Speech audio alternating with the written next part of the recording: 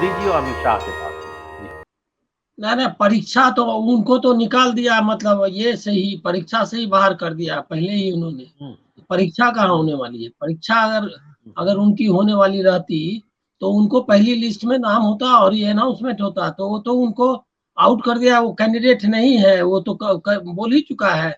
अब बीजेपी थोड़ी इस बात को छिपा रही है, वो तो हर एक जगह कर रही है। कमल चेहरा है, कलेक्टिव लीडरशिप फलना, ये वो ये सब तो अनसर जो है टाइप का वो चल ही रहा है उनका। तो इसीलिए उसमें शिवराज नहीं है कैंडिडेट। लेकिन अब ये एक चीज, ये जो दूसरी लिस्ट, ये जो 57 वाली लिस्ट आई है, लेटेस्ट लिस्ट, इससे जो मैं निष्कर्ष निकालता हूँ, उससे पता चलता है कि उनका ग्रिप जो नैरेटिव पर था वो भी खत्म हो गया और ऑर्गेनाइजेशन पर भी अब कोई ग्रिप नहीं रहा। अब वो देखिए, जो लिस्ट थी उसमें मैसेज दिया था उन्होंने कि 7 लोगों को, सांसदों को दे दी जगह, केंद्रीय मंत्री को उतार दिया, मतलब हम जो चाहेंगे करेंगे, और मुख्यमंत्री का नाम नहीं अनाउंस किया।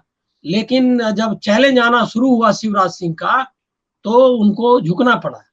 और झुकने के बाद उन्होंने सब सिटिंग विधायकों को, बीजेपी में एकदम अनलाइक था ये 10 साल का जो उनका रिकॉर्ड है उसमें कि सब सिटिंग विधायक को टिकट दे, ये उनका नहीं ट्रेंड है, कभी नहीं। वो कुछ ना कुछ लोगों को ड्रॉप करते ही रहे, लेकिन जब उनका ग्रिप था तब ये कर पाते थे। ग्रिप उनका नहीं रहा, ये क्लियर हो गया। और उसके बाद इसमें एक और चीज दिखाई देती है कि जो 57 लिस्ट है उसमें से उनके भी, ज्योतिरादित्य सिंधिया के भी लोग हैं। तो ये इसका अर्थ है कि पार्टी का जो लोकल, जिसको जो रहा होगा इतने लंबे समय से, वो सब आउट हो गया। तो मैं इसका अर्थ ये निकाल रहा हूं कि शिवराज सिंह ने कहा ना किसी ने अभी कि शिवराज सिंह को कहीं न कहीं से जरूर उनको सपोर्ट मिला होगा, तभी वो अपना दावा कर पाए।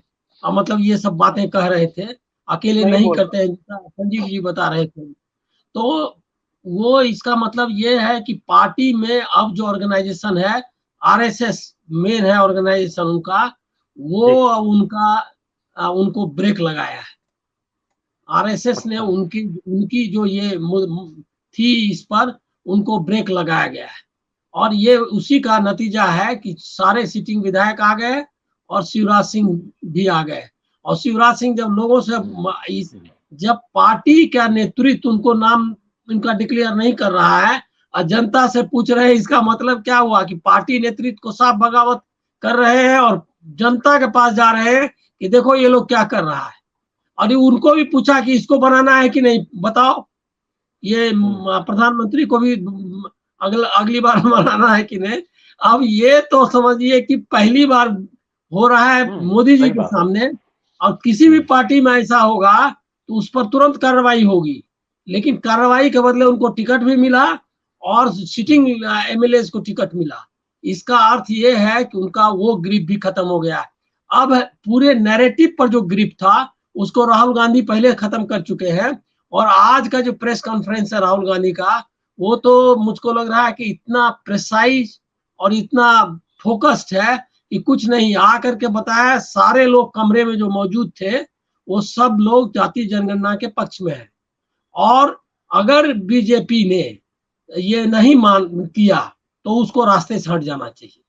हम उनको दबाव डालेंगे, फोर्स वर्ड का इस्तेमाल किया, मतलब कि उनको मजबूर करेंगे कि ये करे, और नहीं करे तो रास्ते से हट जाए। ये जो नई नैरेटिव है और एग्रेसिव नैरेटिव है ऑल चीफ मिनिस्टर्स के साथ, उसके मुकाबले के लिए उनके पास महिला आरक्षण बिल तो साफ हो गया है। और महिला उसमें तो उनका पिट ही चुका है। अब देखना ये है, कोशिश वो करेंगे। अभी जैसे इजराइल का इशू आया तो जिनका जितना ये कॉमनल एलिमेंट है उसको कॉमनली, इस इजराइल में हुई घटना, उनका अपने तरीके का वहाँ एक बैकग्राउंड है। और जो भारतीय, जो हमारा रहा है, विदेश नीति रही है, उसके खिलाफ है इन लोगों का जो रवैया, मतलब इस सरकार का भी और इनके संगठन का भी, वो उसका इस्तेमाल अभी कम्युनलाइज करने के लिए कर रहा है।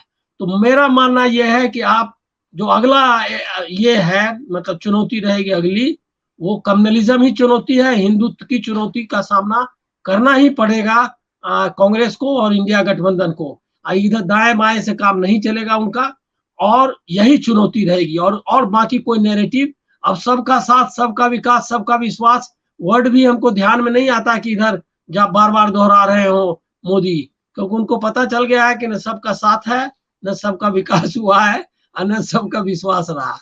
तो अब ये स्थिति है, बहुत डिफिकल्ट सिचुएशन है। और अब एक और इसका इसका नतीजा क्या आने वाला है, उस पर भी 2 लाइन अपन चाहते हैं कि बोले कि राजस्थान में अब जो टिकट बंटवारा है, उसमें वो जिस तरह से मध्य प्रदेश में मतलब शुरुआत की थी चौंकाने से, वो चौंकाने वाली शुरुआत राजस्थान में नहीं कर पाएंगे। अब उनको वसुंधरा राजे को एकोमोडेट करना पड़ेगा। अब इससे इससे अब इंडिकेशन ये है कि जिन लोगों को इन्होंने डिस्कार्ड किया था उनको एकोमोडेट करेंगे और कैसे चुनाव लड़ते हैं देखिए। बिल्कुल विजय जी, मैं आपसे एक जानकारी चाह रहा था, जो कि आपने मध्य प्रदेश राजस्थान अभी जो स्थितियां हुई हैं, जो अभी एक नई जानकारी और ठीक जानकारी है